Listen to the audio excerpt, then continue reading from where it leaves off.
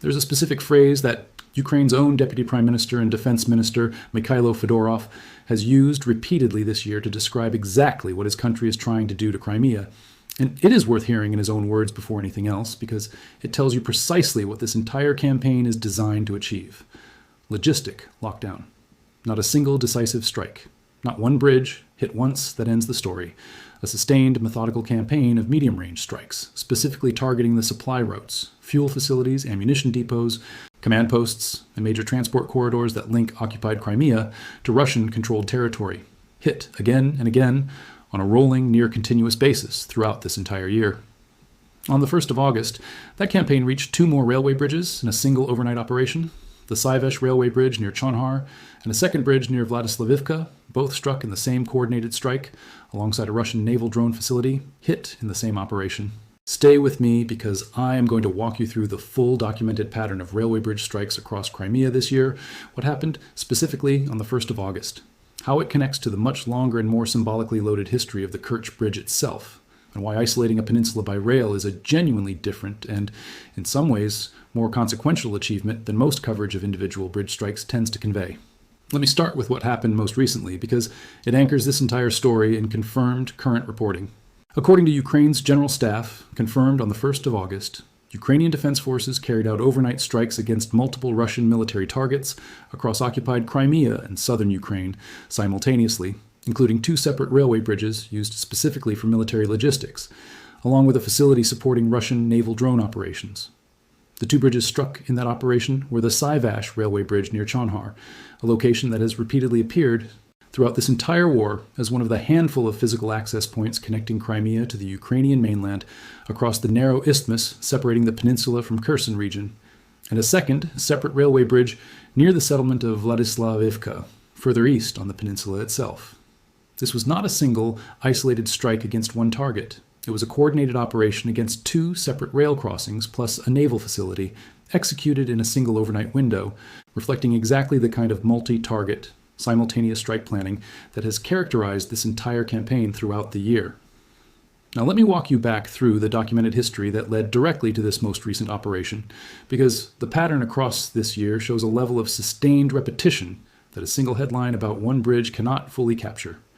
Go back to the 22nd and 23rd of June, and Ukraine's Special Operations Forces confirmed they had struck a railway bridge over the North Crimean Canal near the village of Rozdolne, describing the crossing directly as a strategic military logistical artery used by Moscow to move military equipment and supplies from Russia to support troops both on the front lines in southern Ukraine and within the peninsula itself. According to the Ukrainian military's own account, drones struck the bridge overnight into that Monday, destroying the railway track and causing one of the bridge's spans to collapse entirely. Russian forces responded by bringing in repair equipment to begin fixing the structure, exactly the kind of rapid response Russia has demonstrated repeatedly across nearly every infrastructure target struck throughout this war. Ukraine's Special Operations Forces, tracking that repair effort, carried out a follow-up strike the very next day, specifically targeting both the repair equipment itself and the remaining sections of the bridge still standing, a deliberate 2-stage strike designed not simply to damage the crossing once, but to prevent Russia from quickly restoring it to operational status at all. By the Tuesday following that second strike, Ukraine's own Special Operations Forces stated plainly that the bridge no longer exists, releasing drone footage documenting the strike directly. Let me give you the next confirmed entry in this same pattern, because it followed less than a week later, at a completely different location on the peninsula. Ukraine's General Staff confirmed on the 28th of June that Ukrainian forces had struck a separate railway bridge near Ichki, in a different part of occupied Crimea entirely, describing it in the same terms used for the Rozdolne crossing, a key logistics route regularly used by Russian forces to transport personnel, equipment, and military supplies across the peninsula. That same overnight operation also struck a Russian ammunition depot near Vrosivka in occupied Donetsk region, confirming this was, once again, a coordinated multi-target operation rather than a single isolated strike against one bridge in isolation. United 24. Media's own reporting on that specific strike placed it explicitly within the broader context of Fedorov's declared Logistic Lockdown program, describing the initiative's stated focus directly, targeting supply routes, fuel facilities, ammunition depots, command posts, and major transport corridors, specifically linking occupied Crimea with Russian-controlled territory in southern Ukraine, a strategy document, in effect, publicly announced by a senior Ukrainian government minister, rather than something reporters had to infer from the pattern of strikes alone. Here's the specific detail from that same period that connects the railway bridge campaign directly to measurable consequences for the civilian and military population actually living on the peninsula. Following the sustained campaign against Crimea's supply routes throughout June, gasoline rationing was temporarily introduced across the peninsula to manage the resulting supply disruptions, a direct, practical, on-the-ground consequence of exactly the kind of sustained infrastructure pressure documented across these repeated bridge strikes. Ukrainian Defense Minister Fedorov, in comments made around this same period, described what his ministry was accomplishing in blunt, direct terms, stating that Ukrainian forces were effectively isolating Crimea through this sustained campaign of drone strikes, a characterization that, based on the documented fuel rationing that followed directly from this campaign, was not simply political rhetoric, but reflected a measurable, confirmed operational outcome. Let me widen the picture now to include the Kerch Bridge itself, the single most symbolically significant crossing connecting Crimea directly to Russia, because understanding its own separate multi-year strike history helps explain why Ukraine's current campaign against the peninsula's internal railway network matters as much as it does. The Kerch Bridge, also known as the Crimean Bridge, has now been targeted at least 3 separate times since the start of the full-scale invasion in 2022, according to CNN's own confirmed reporting. In October of 2022, a fuel truck exploded on the bridge, engulfing a section of it in flames and forcing a lengthy closure requiring months of repair. In July of 2023, Ukraine's SBU security service confirmed it had used an experimental sea drone to strike and damage a section of the bridge, an attack that killed 2 civilians and injured their daughter, according to CBC's reporting at the time, and forced both vehicle and rail traffic across the crossing to a standstill, vehicle traffic for an extended period and rail traffic for approximately 6 hours. Then, according to Reuters and CNN's joint reporting, Ukraine's SBU confirmed a third, entirely different kind of attack on the bridge, striking it below the waterline using 1,100 kilograms of underwater explosives, detonated in the early morning hours after an operation the SBU said had taken several months to prepare, severely damaging the bridge's underwater support pillars. The SBU's own statement on that specific operation was notably blunt about the pattern. It represented, stating directly, previously, we hit the Crimean Bridge twice, in 2022 and 2023, so today we continued this tradition underwater. I want you to notice something specific in how Russian officials have responded to each of these successive strikes, because the pattern of denial and minimization runs consistently across every single one of them, exactly the same pattern documented throughout this entire war whenever Russian infrastructure comes under sustained pressure. Following the underwater explosives attack, the official Russian outlet providing regular status updates on the bridge confirmed only that operation had been suspended for approximately 3 hours, giving no stated reason for the closure, before reporting the bridge had reopened and was functioning as normal. Following the earlier Chonhar road bridge strike documented by NBC News, Vladimir Saldo, the Russian-installed head of occupied Kherson Province's administration, dismissed the attack publicly as another meaningless act perpetrated by the Kyiv regime on orders from London, insisting it solved nothing as far as what Russia terms its special military operation is concerned, while simultaneously vowing to repair the bridge and threatening retaliation against a bridge connecting Moldova to NATO member Romania. That same NBC News report noted a detail directly relevant to understanding Ukraine's evolving strike capability across this entire multi-year campaign, that the Chonhar Bridge specifically had, at the time of that particular strike, been beyond the range of the Al-Amun battlefield rockets Ukraine had access to for the preceding year, but was reachable using newly deployed weapons, including British and French air-launched cruise missiles, allowing Ukraine to reach logistics routes Russia had, in the words of a Ukrainian official quoted in that same report, deemed safe just weeks earlier. Let me connect that historical arc directly to the current railway-specific campaign because it illustrates a clear, expanding pattern across nearly the entire war. Ukraine's strike capability against Crimea's connective infrastructure has grown steadily since 2022, expanding first through improvised attacks against the Kerch Bridge itself, using a truck bomb, then an experimental sea drone, then underwater explosives, each representing a genuinely different technical approach to the exact same target. That same expanding capability has, throughout 2026 specifically, been applied systematically, not just against the single, most symbolically significant Kerch crossing, but against the entire internal railway network connecting different points across occupied Crimea and linking the peninsula to mainland logistics routes. The Rozdolne Bridge over the North Crimean Canal in June, the Ichki Bridge later that same month, and now the Syvash Bridge near Chonhar and the Vladyslavivka Bridge in the first days of August.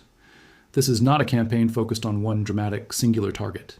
It is a distributed, methodical effort against every reachable node in an entire regional rail network simultaneously, exactly the strategy Fedorov's own public statements about logistic lockdown describe directly. Here is why targeting the internal railway network specifically, rather than only the Kerch Bridge itself, represents a genuinely significant strategic choice, and one that deserves to be understood on its own terms, rather than simply as a lesser echo of the more famous Kerch Bridge strikes.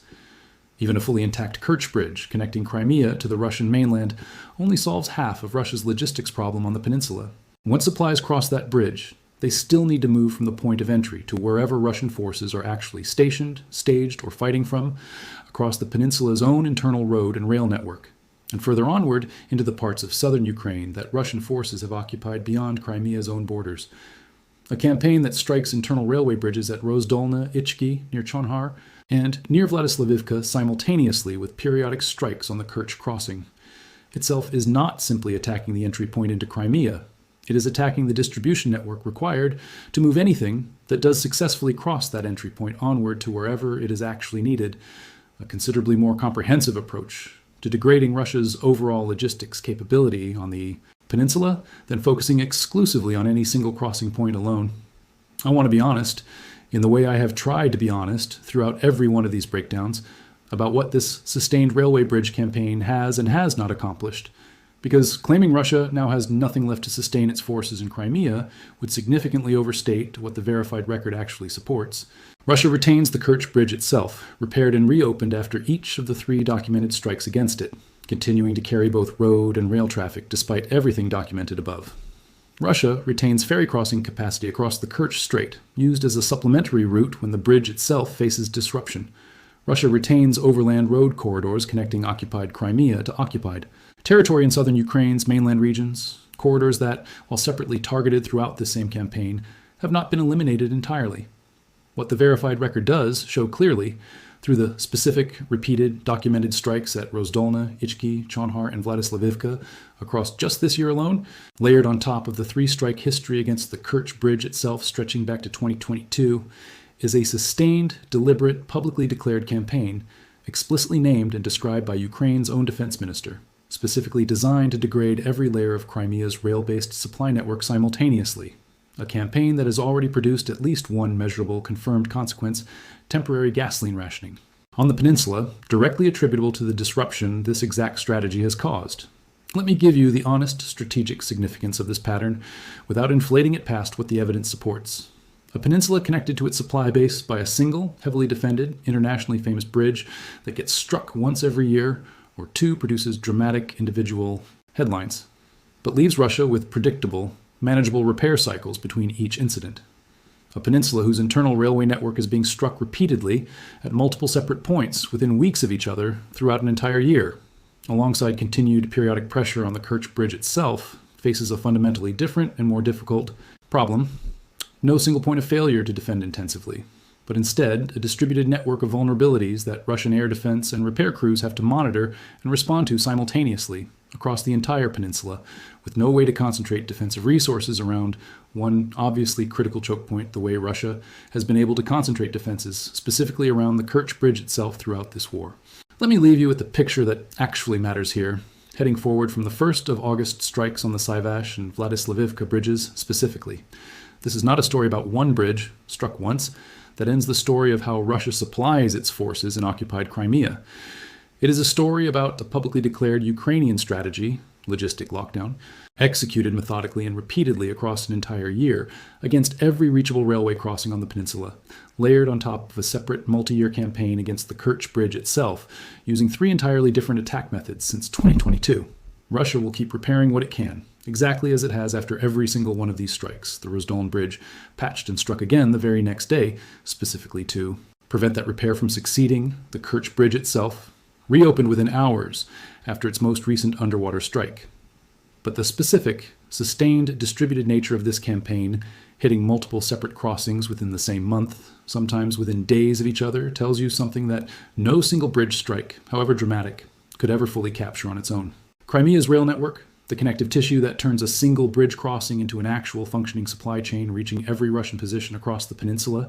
is under sustained, continuous, publicly declared attack, strike by strike, bridge by bridge, and there is no indication across the entire documented record of this year that this specific campaign is anywhere close to finished. Stay with us.